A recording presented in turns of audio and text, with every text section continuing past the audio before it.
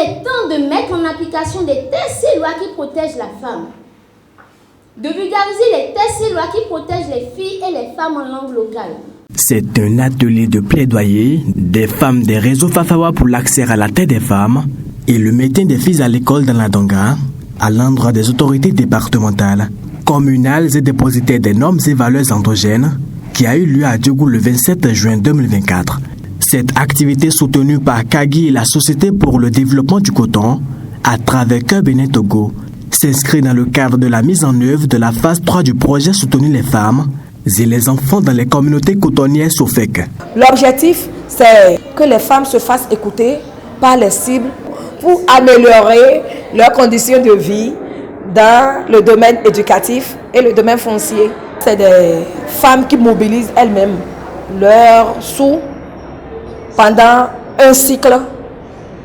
Et à la fin du cycle, elles se font des partages pour mener des activités génératrices de revenus. Le département de la Donga a enregistré de 2020 à 2022 un fort taux d'abandon des filles à l'école. Pour changer donc la donne, des doléances pertinentes ont été formulées à l'endroit des autorités compétentes.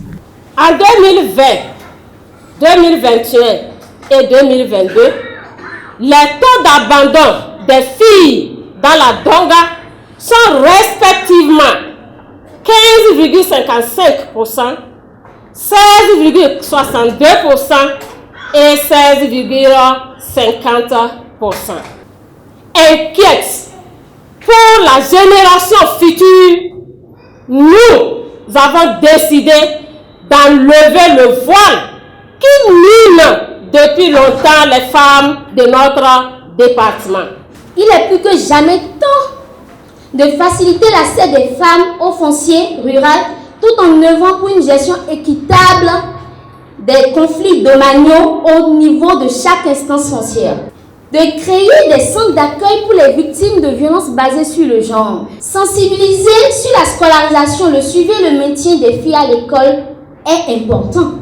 Encourager l'entrepreneuriat des jeunes filles à travers la mobilisation des ressources.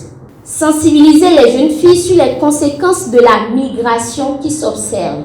À cette occasion, le représentant du préfet de la Donga a invité les femmes à persévérer dans cette dynamique de lutte pour leur émancipation, tout en leur rassurant de l'engagement de l'autorité préfectorale à leur côté. Les femmes, nous vous appelons à continuer la lutte. C'est la lutte qui libère et nous sommes sûrs que vous y arriverez un jour. Vous avez évoqué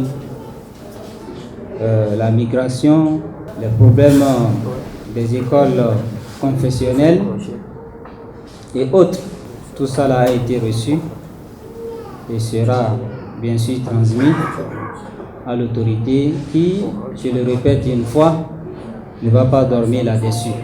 Nous nous engageons à travailler avec vous.